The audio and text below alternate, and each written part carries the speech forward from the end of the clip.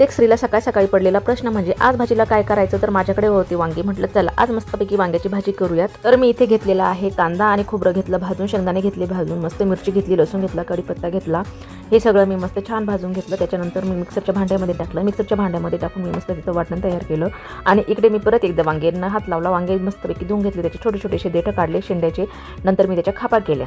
ठीक आहे. आता मी जेव्हा कधीही मसाल्याची भाजी बनवते ना, तेव्हा मी खूप जास्त मसाला टाकते असं काही नाही. मी खूप नॉर्मल मसाले टाकते, कारण की माझ्या घरामध्ये जास्त मसाल्याची भाज्या चालत नाही.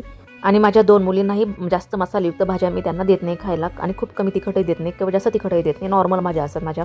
तर इथं माझं वाटण तयार झालेलं आहे. त्याच्यानंतर मी पहिले वांग्यांमध्ये मीठ भरून घेतलं. मीठ भरल्यानंतर मी मग आता वांग्यांमध्ये मसाला भरून घेणार आहे. आणि माझ्या घरामध्ये आठवड्यातून एकदा तरी वांग्याची भाजी बनते. मग ते वांग्याचं भरीत असो किंवा मसाला वांगा असो किंवा रेशाची भाजी असो, कोणतंही वांगा असो माझ्या घरामध्ये चालतं. त्याच्यानंतर मी गॅस केला चालू. त्याच्यावर ठेवली मस्तपैकी कढई. नंतर मी टाकलं त्याच्यामध्ये तेल. आता हे सुक्या मसाल्यांमध्ये मी हळद, गरम मसाला, धना पावडर आणि थोडीशी हिंग. तर मी इकडे तेलामध्ये टाकले आहे मोहरी आणि जिरे आणि मस्त कढीपत्ता तडतडले आहे छान. त्याच्यानंतर मी टाकला मस्तपैकी मसाला त्यात टाकल्यानंतर छान परतून घ्यायचा तेल सुटेपर्यंत.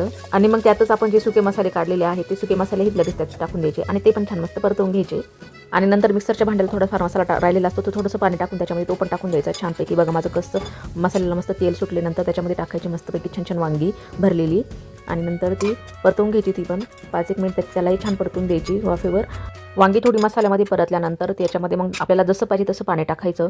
जशी तुम्हाला रशी पाहिजे, हेली पातळ किंवा थोडीशी ग्रेव्हीवाली वगैरे, जसं तुमच्या मनावर तसं पाणी टाकायचं. थोडं कमी गॅसवर मस्त वांगं शिजवून द्यायचं. झालं इथे माझं वांगं तयार. आता वांग्यासोबत मस्त कांदा आणि भाकर असेल तर मज्जाच येईल. आणि पण भाकर असेल तर ठीक आहे, चपातीबरोबर ॲडजस्ट करून घ्यायचं. आणि मस्तपैकी उन्हाळ्याचा मस्त ताक पण घ्यायचं. तर येतो बन गया आज मेरा दिन. या मग जेवायला.